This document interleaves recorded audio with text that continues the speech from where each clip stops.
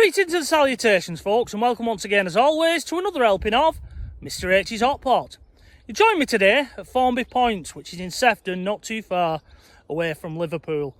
I'm currently in the sand dunes, and I've come today to take a look at that wall behind me, which is a forgotten rifle range from World War II. It used to belong to Harington Barracks, which used to be in Formby, and I believe that the King's Own, or the King's Liverpool Regiment, used to be stationed here in Formby, certainly during the Second World War and up to about the early 1950s when people were doing the national service. Now, this former rifle range that lies in this natural bowl in the sand dunes is the only remaining structure from Harington Barracks, and it's amazing that it's still here, to be honest with you, as it's simply just a glorified large wall, and you would have thought that they would have demolished it along with the barracks, but they haven't for whatever reason. And you can still see bullet holes in the wall, which I'll whip the camera around for you now and we'll take a closer look at it. And here it is, Hot Potters. As you can see, that's one hell of a wall, slowly being lost in undergrowth, but you can still make out clearly what this structure used to be, and that's looking down what would have been the range at one time. As you can see, it's very flat all the way up to the target area. Now, I was going to bring the metal detector and see if I could find any bullet heads, because apparently children in the late 50s would come up to the wall and actually dig out bullet heads, and I believe that the odd round has actually been found on the beaches washed up. But I'm glad I didn't bring the metal detector, because when you look closer you can see concrete there, so that would have been a concrete floor. Obviously this debris has built up over time, so they would have simply swept up any bullets that bounced off the wall, so I doubt there's anything here. But as I said, you can see where bullets would have hit this wall. There you can see lots of pock marks in it. And as I said, children will come away, local kids, and dig the bullets out. Now, what is surprising with this range is there is no steel in it. I should imagine when it was built during the Second World War, steel was at a premium and was being sent off for other uses. So what they chose to do was actually render the area that would be receiving the bullets. And then probably the idea was, when it got into a bad state, they would just simply knock all the rendering off and re-render it, and away you went. Rinse and repeat, so to speak. So modern day rifle ranges have a steel at the back of them. You can see the buttresses there to support it. And as I say, it's a huge wall. I've no idea how many bricks are in it. I could probably calculate it if I went back to my old bricklaying days. But suffice to say, it's a fair old structure. Now, around the back, I believe there's a little hut or a building that would have been the ammunition bunker, or the ammo bunker, to use military vernacular. And we'll go around and take a look at that now. I do apologise for any wind that gets captured on this film. It is very windy here in the dunes, as we're right on the coastline. And just look at the support that would have been in that. I've no idea of the weapons that would have been used and fired against this. Obviously 303 rifles would have probably been used, but I've also read that Sten guns and heavier type of guns would have been fired against this, so it would need to be substantial. Anyway, we'll make our way around the back now and take a look at the support for this and the former ammunition bunker. Right, folks, well, I'm now around the back of this former rifle range wall here at Formby, Point. And as you can see there, that's the former ammunition bunker.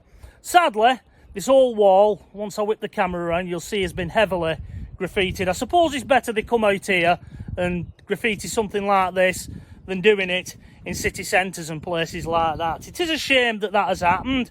As always with these structures, they do get heavily vandalised and you do get ne'er-do-well activities taking place in them. No doubt there'll be an obligatory Foster's can in there, and I've not been in yet. Anyway, I'll whip the camera around now and we'll take a look at this structure from this side. And there we go. You can see from this side that this wall is actually curved slightly. It isn't just a straight wall.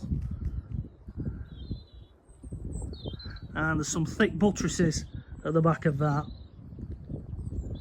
And that little structure there with Kaiser 23, that is the former ammunition bunker, which we'll now take a little look at.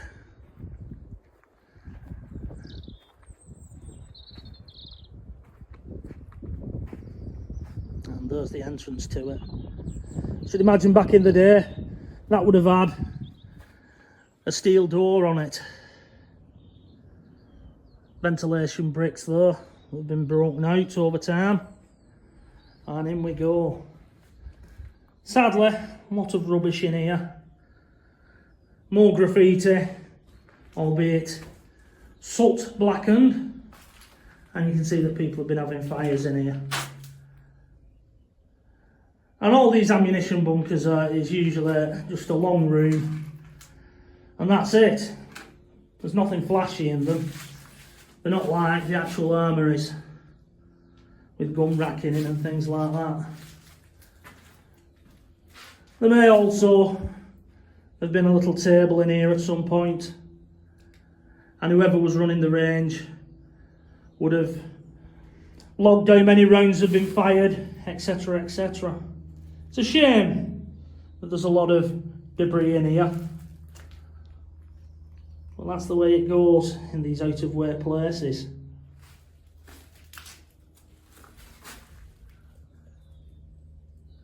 And it does appear that this building has been an afterthought. It's sort of just been added on. That is one of the buttresses supporting the back of the wall. And yeah, it just looks like it's a straight joint that has been built on. Maybe they used to cart the ammunition to this range at one time. And then regulations changed and they had to build an ammunition bunker. Who knows? I'll now make my way outside once again. But it's fantastic that this structure is still here and in good condition, which is testament to the bricklayers that built it. And to say that this is a sandy area, it must be a fair old foundation for this. Yeah, you can see there's a straight joint there, and they've sort of keyed that concrete lintel into it. Big thick slab there for the roof.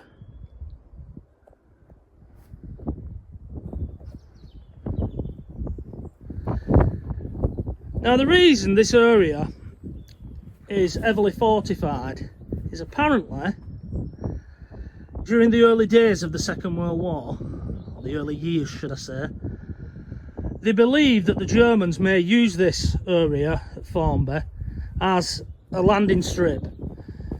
It's at the mouth of the Mersey estuary, and given its flat beaches it would be ideal for amphibious landings. A sort of reversal of the D-Day landings. So the Ministry of War, as it used to be known as, they decided that they would heavily fortify this area. That's why there's a number of little bunkers and that all around here. And that gives you an idea of just how tall this wall is. So it would have been a substantial range, this, during the Second World War and the early years of national service.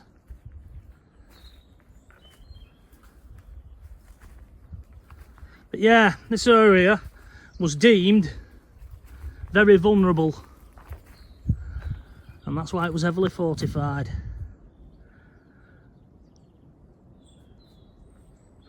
If you do decide you want to come and take a look at this for yourself, because it is a unique World War II relic, you don't see many of these lying about. It's just off the Albert Road in Formby. You have to make your way basically down to the seafront, and it's just lying there, hidden in the trees, near a little house called the Bungalow, and you can just see a crack in the wall there at the top. So nature is slowly taking this back. Anyway folks, I'll whip the camera around and I'll wrap this little video up, I think. Well folks, that'll just about do it for today. I hope you've enjoyed today's little video, taking a look at this former rifle range wall here at Formby Point. A fantastic relic from World War II, and a rather unique one that I do encourage you, if ever you're in the area, to come and take a look at for yourself. But that's it from me for today's little video. I'm going to head off back to Wigan now and edit up this video ready for your edification. So, until the next time, from myself, Mr H, here at Formby Point, it is bye-bye for now.